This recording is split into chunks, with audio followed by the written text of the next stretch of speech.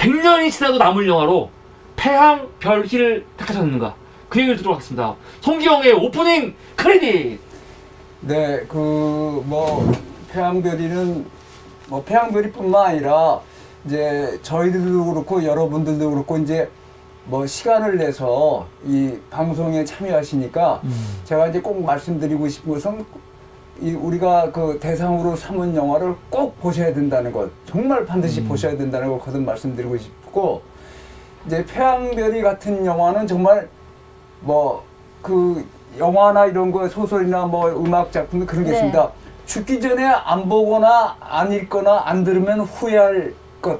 그런 중에 가장 대표적인 그런 작품 중에 하나가 태양별이라고 생각합니다. 그래서 이제 우리가 아무래도 이제 아시아 사람이고 화인종이니까 사실 이제 최근의 역사, 그 19세기 이전에는 안 그랬지만 최근에 19세기 이후로 역사가 소위 그 서세 동점이라는 말로 표현되는 이제 백인들이 지배하는 역사였고, 특히 영화도 그렇지 않습니까? 영화도 서양에서 출발했으니까, 그러니까 네. 19세기 말에 서양에서 이제 나와서 영화라는 매체가 우리한테 왔는데, 그것이 주로 그 할리우드로 대표되는 백인들이 주도하는 그 영화 산업이 되었거든요. 특히 네. 미국. 네, 네. 영화라는 게 워낙 돈이 많이 드는 매체니까 네. 그 백인들이 주도하는 그런 이제 해 우리가 있었고, 특히 할리우드 영화는 지금도 여전히 전 세계에서 그 점유율이 엄청나게 높죠. 그러니까 네. 우리나라는 비교적 선방을 하고 있는 편인데, 하여튼 그런 면에서 이제 그런 시대가 많이 갔죠. 이제 중국도 크게 부상하고 일본도 크게 부상하고 우리나라도 저거 하고 해서 경제적으로나 문화적으로나 이 동아시아의 힘이 많이 커졌는데, 하여튼 그런 관점에서 볼 때 이 영화가 서양에서 시작된 거, 서양에서 시작돼서 영화 할리우드로 대표되는 영화가 여전히 우리 전 세계 사람들의 삶에 많은 영향을 미치고 있는데, 그런 것에서 그 아시아인들, 적게는 동북아 문화권의 어떤 힘을 정말 결정적으로 보여준 게 태양별이라고 봅니다. 그러니까 태양별이니까 이게 참 동북아나 동아시아의 어떤 그런 거를 자랑한다기보다는 또 우리나라도 그렇지 않습니까? 우리나라도 우리나라 작품에 저는 기생충을 썩 좋아하지 않지만 기생충이나 요새 오징어 게임이나 이런 게 또 BTS나 이런 K-팝이 크게 히트하면 기분 좋은 게 사실이죠. 또 우리나라 운동 스포츠팀이 이기면 또 기분이 좋고 그러는데, 하여튼 그렇게 좀 넓게 보면 동북아 문화권의 어떤 힘을 전 세계에 과시한 영화가 태양별이라고 봅니다. 정말 영화의 역사에서 이 정도 위대한 영화는 정말 몇 손가락으로 꼽을 만하죠. 정말 대단한 영화입니다. 그러니까 첸가이거, 옛날에 이제 요새 마오쩌둥을 모택동을 네. 옛날에 다 모택동이고 이 진계가 어떤 분인데 진계가죠. 진계가 그러니까 그렇게 부르죠. 장국영 이렇게 부르듯이. 그런데 네. 하여튼 우리랑 이제 어쨌든 한자 문화권에 있으니까 이제 우리가 같이 자부심을 느끼면 그런 면도 분명히 있는데, 하여튼 세계적인 영화죠. 그러니까 정말 저는 거듭 말씀드리지만 세계적인 영화. 네, 세계적인 영화라 영화 역사가 지금 한 120, 30년 돼가는데, 영화 역사상 나온 영화 중에 가장 위대한 영화라고 말해도 손상이 없을 정도죠. 근데 첸가이거 개인을, 그러니까 첸가이거 개인으로 볼 때나 중국 영화 전체로 볼 때나 아까 신중기님이 그런 말씀하셨는데, 이런 영화가 다시는 안 나왔죠. 지금까지 는 사실입니다. 이 첸가이가의 진계가의 태양별이를 넘어서는 영화는 안 나온 것 같아요. 그러니까 지금 이제 이게 1993년 작품일 겁니다. 1993년 작품인데 지금 30년이 흘렀는데 중국이 그동안에 경제적으로 엄청나게 발전했거든요. 우리가 사실 그 베이징 올림픽 이전에 중국 가면 이거 완전히 촌놈들이네 이랬는데 중국이 이제 완전히 선진국이 됐고 미국과 양강을 다투는 나라가 됐는데, 그렇게 중국이 경제적으로나 군사적으로나 발전했지만 문화적으로 이런 영화를 만들었냐? 그건 천만의 말씀입니다. 네? 천만의 말씀이고, 여전히 그 시진핑의 공산당이 잘한 점도 없지 않아 있겠지만 문화적으로는 여전히 그런데, 이거는 하여튼 정말 정말 대단한 작품이죠. 정말 대단한 작품. 그러니까 첸 가이거가 이걸로 전 세계적인 인물이 됐고 이게 아카데미 영화상을 못 탔거든요. 네. 근데 우리가 이제 아카데미 영화상에 우리나라도 갑자기 아카데미 영화상에 열광하고 뭐 난리를 치는데 다른 상은 탔습니까? 네. 칸 영화제에서 상을 탔죠. 근데 그런 게 중요하지 않다는 거. 영화제에서 영화를 타는 게 중요한 게 아니라 얼마나 우리한테 감동을 주느냐 이게 중요한 문제인데 오히려 아카데미에 수치인 것 같아요. 네? 이 영화를 놓친 거는 아카데미의 수치. 글쎄 뭐 아카데미 아카데미에서 상 탄 영화 중에도 엉터리 영화도 많고 그렇습니다. 근데 자관 우리가 이제 인생이 그렇습니다. 인생이 다 우리가 살면서 먹고 살아야 됩니다. 그죠?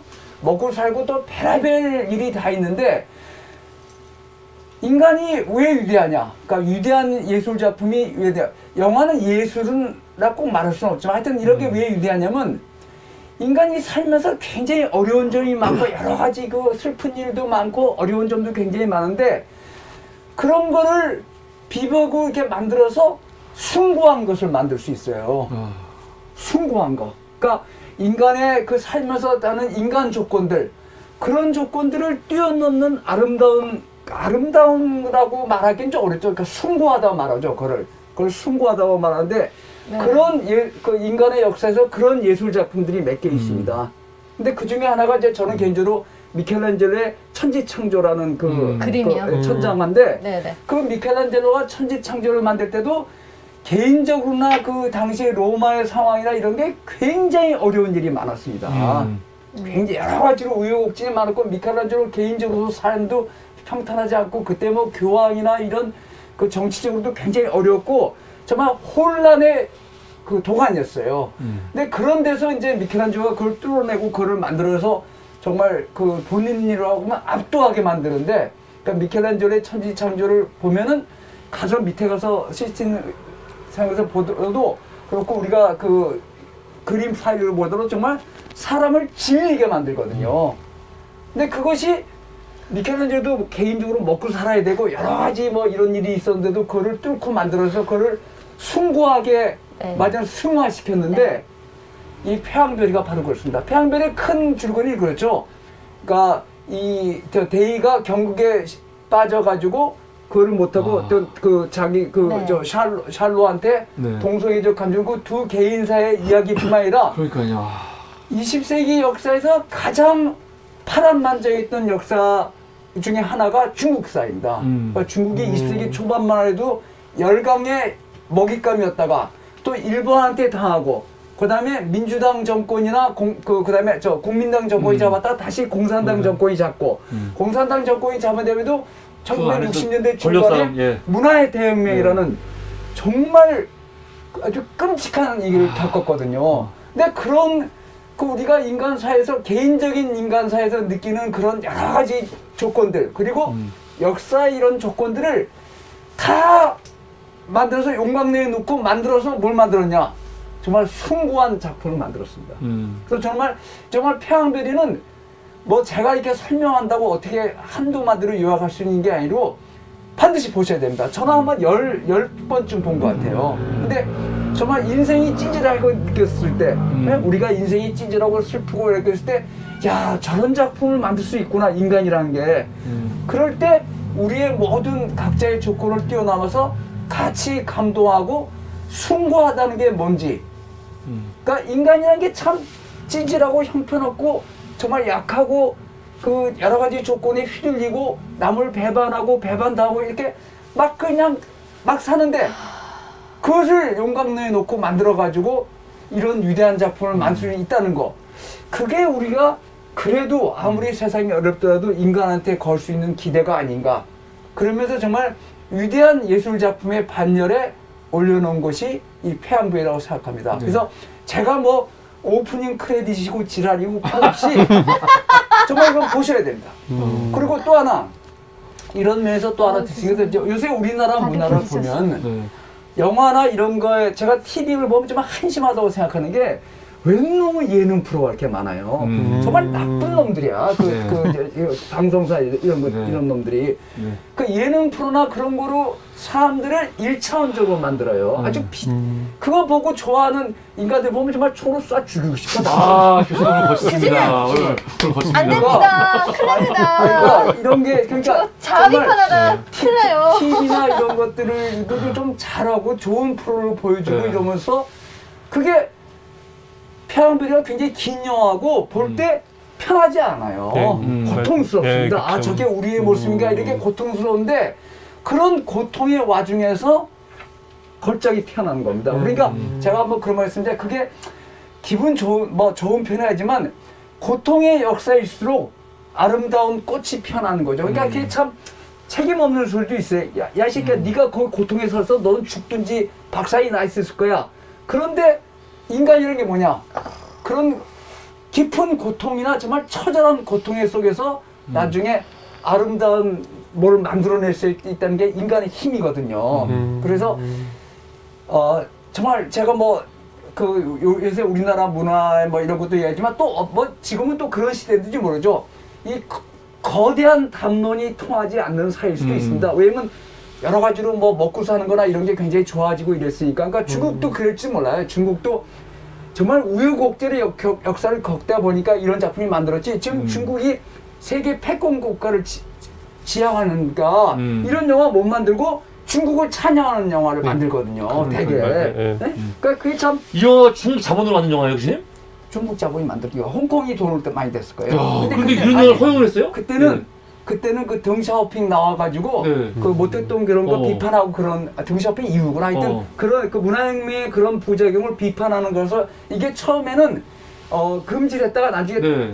좀 삭제라고 자사지나 이런 걸 삭제하고 다시 중국에서 틀었어요. 그러니까 중국이 지금하고 있다고 보면 이때가 더 문화적으로 여러 개방적이었죠. 개방적이고 공산주의에 대해서 정면을 비판했어요. 얼마나 냉정히 비판을 이때 해. 중국이었어요. 그때 마오쩌둥의 한창 그 문화대혁명을 비판하는 식에서 이걸 허용을 했어요. 야, 대단하다, 근데 진짜. 지금은 또 이런 영화 못 만들어요. 못 만들 것 같아요. 지금은 그러니까 여러 가지로 그러니까 우리가 이제 중국 이건 꼭 중국이야. 중국이 사전이라 저도 사실 중국을 이렇게 높이 평가하진 않는데 하여튼 그런 것들의 영향을 총 담아가지고 한 정말 걸작 중에 걸작입니다. 그래서 저희가 하는 헛소리는 사실 다 염두에 두지 마시고 반드시 보셔야 된다. 네? 반드시 보셔야 되고 우리나라 문화의 이런 것도 특히 이제 TV가 제일 대중 매체인데 그런 거에 대해서 지상파하고 그 종합평편이고 그런 거에서 우리가 좀 반성해보고 어떻게 하면 저런 걸작 영화를 만들 수 있을까?